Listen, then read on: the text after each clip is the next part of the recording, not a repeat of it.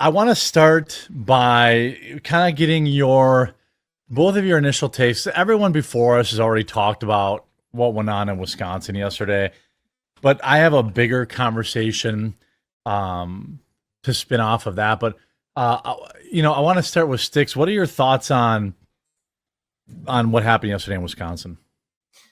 Well, Brad Schimmel lost, of course, Mm. but they did carry the resolution for the constitutional amendment.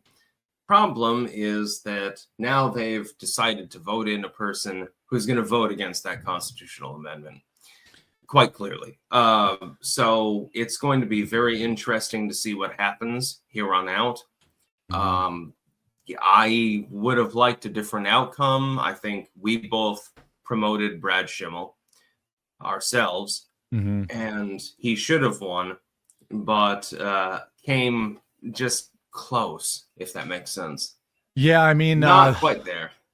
Part of the problem is if people don't live in Wisconsin, they don't know this about Wisconsin, but it is quintessentially fiscally conservative and morally liberal, or what's the word? Fiscally conservative and liberal in basically every other manner. So like him losing by 10 points, he underperformed Trump bigly. There's a lot of reasons for that. Luke, what do you think about it? I mean, I'm looking at what the corporate media says, because you always see where they're kind of moving next with their battle plans, with how they respond to all of this, and all of them are responding not that Schimmel lost, but that Elon Musk lost. Elon Musk and Donald Trump lost here. This gives us insights, I think, into the midterms as well. And I think it highlights some very kind of precarious, troublesome positions for Donald Trump that he's going to have to kind of, swallow the pill on and deal with the situation where there's going to be a lot of people that are not going to be voting his way, I think, during the midterms. And I think that signals, some big changes coming ahead as well. What do you make of Styx, the issue where Republicans just suck ass at showing up for special elections? Like, when are we going to learn our lessons? That's self-evident. This is another reason why I'm not a Republican. Yeah. Because Republicans are great. You hand them a victory on a golden platter, an immaculate feast, and then they throw it to the ground, and then they say, oh, Jesus Christ, I can't accept this. It would be wrong of me.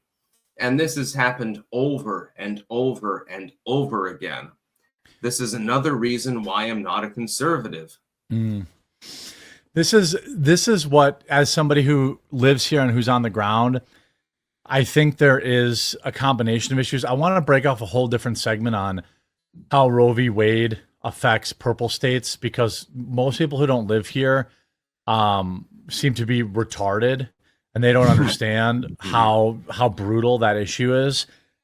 Just to barely touch on it, we had a Supreme Court justice election in 2023. We lost based on abortion.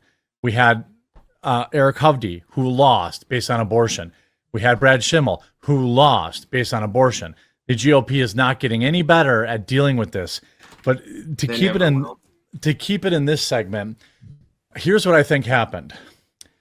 Women who voted for Trump voted for her because of abortion. The Republicans had no counterpunch. I mean, I live here every day, 24/7. The ad was exactly the same. It was like, Brad Schimmel, he's going to ban abortion even in cases of rape and incest. It was literally the only ad they ran. And I knew, and then he lost. Then we had basically two liberal strongholds, our capital, Madison, which is like 80-20 leftoid, and Milwaukee, which is like 80-20 harvested leftoid. And that's, when you have a special election and Republicans don't show up, all you have to do is get Madison to show up, and that's almost enough to win. You know, like Yeah. that's But there's also the 200. Democrats outspent the Republicans here. Big- We still don't yeah. have the official tallies here, but looking at the numbers here, I mean, we have George Soros, Reid Hoffman, J.B. Pritzker, and other billionaires getting involved here. And now the left is saying we just showed everyone that that this election can't be won by bought. billionaires. Yeah, yeah, yeah. This election can't be bought. Elon Musk is doing everything very kind of in a transparent, accountable way. These guys are all doing it through like shadowy, secretive organizations and dark money and NGOs and all these other stuff. And I think this is why Elon Musk recently said he's going to be looking into how a lot of these elected officials becoming so rich, and he's going to be looking into these NGOs, because I think this is something that they understand they're going to be losing at, because the big money is behind the Democrats, because the Democrats are willing to carry out their agenda a lot more efficiently than the Republicans. Sure, the Republicans do it as well, but the Democrats are the best bootlickers. The Republicans lick like half of the boot. Yeah. And then chew on a little bit of patriotism. But then the Republicans are just full on sloppy, disgusting dogs. Well, what do you think, Styx? What do you think about, you know, my position is that Elon Musk being here was actually bad. I think I disagree. I disagree with that. I think that the money is a good thing, but money only goes so far in politics now, doesn't it? Well, my position, it only goes a little bit of a way, and so you need something beyond that in order to actually cement things. well, we had the richest man in the world here, and all we did with his money was run a lottery. The fact is, him being in Wisconsin, it gave the left, because TDS has worn off. Like, there's very few people that get motivated about TDS anymore, but they sure as hell are getting motivated about EDS. And they were not running anti-Trump ads or even anti-Schimmel ads. They were also running anti-Elon Musk ads, that Wisconsin's not for sale and Elon man bad. And like, I think that South African man bad. yeah, Chad says Musk heard Schimmel bad. I'm in Wausau. Yeah, it's not like Musk meant to, but it was like Musk is at his maximum toxicity right now, and he probably should have just donated the money and not done the lottery thing, which the Democrats turned against him. And he should not have done the rally, which was probably too late anyway. It was Sunday before the election. Like, people were already, I mean, I haven't seen the numbers yet, but I'm pretty sure that this election was over before it started based on early voting. Like, the Democrats had people knocking on doors weeks ago from Illinois and from Minnesota, from out of state, were knocking on doors here, harvesting votes for Susan Crawford. Like, it was, they called the election before it was even 30% votes counted. That's how bad it was. Like, he got totally blown out, and he lost by 300,000 votes. They knew that he would get blown out. I didn't think he was going to win for a different reason, which I want to get into to a different segment. But, like, you know, what do you think, Luke, about the Elon factor at this point? I would rather see him stay away from any local elections now, because he's just motivating the leftoids. Yeah, I think I understand your sentiment, but I think there's also going to be a lot of people that are saying don't concede ground. Don't play into the kind of threats of the left here, because a lot of what we have been seeing are people who are crazy, people who are insane, people who don't have the highest IQ, who don't understand that the Teslas are surrounded by surveillance cameras, right? Attacking them. Now, this is an interesting kind of point that I think kind of ties into this Luigi Mangione effect as well. This is my kind of big conspiracy take on all of this, that there's the groundwork being laid out right now. And we see this with the corporate media coverage, and their response to this is building up on this. It's that CEOs, businessmen, bad, evil. And this is a significant foothold that I started warning people about as soon as the Luigi thing happened. As soon as the Luigi thing happened, I got like spidey senses. I was like, this is building up to something bigger here. They're lionizing him. They're making this a big media spectacle for a specific reason. So my kind of conspiracy theory is that they're going to be doubling down on this. They're going to be attacking this. But if you kind of let off and you kind of, I agree with you. But at the same time, strategically, if you allow them to set up the battlefield for themselves, they're always going to be winning here. And I think they're trying to silence people. They're trying to kick people off. And I think it would be conceding ground if we do that as well. So I'm kind of in the middle because I understand your points, but I'm also at a point where I think conceding ground is wrong. Well, Styx, what do you make of the argument where like people like Soros does his influence from behind in the shadows, where Elon is out in front? There are benefits of that because there certainly are people who are inspired by Elon. There are certainly people who signed up to his mailing list to get their $100. By the way, fun fact, I signed up my estimates are hundreds of people to the America Pack, and I never got paid a dime. They sent me a tax form, but they never sent me a check or a payment. So one day I'm going to make a video about that because I already got the tax form. It didn't say they paid me anything. But I mean, like, I did a whole dedicated video on it. I'm sure I sent hundreds of people, and at $100 each, that America Pack probably owes me $20,000, $30,000, and I'm never going to get it. It's been 6 months. So I'm nervous about this other vote thing, like, sign my petition for $100. Do you think Elon should stay front-facing, Styx? Yes. Okay. I think that everyone should do so.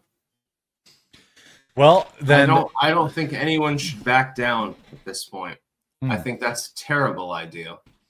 If somebody backs down, then you have one break in the rank, and then all hell breaks loose. Actually. Yeah, it's entirely possible that you guys are both right, and that I'm being short-sighted. And I'm also very close to it, being in Wisconsin, and still feeling the sting of the loss.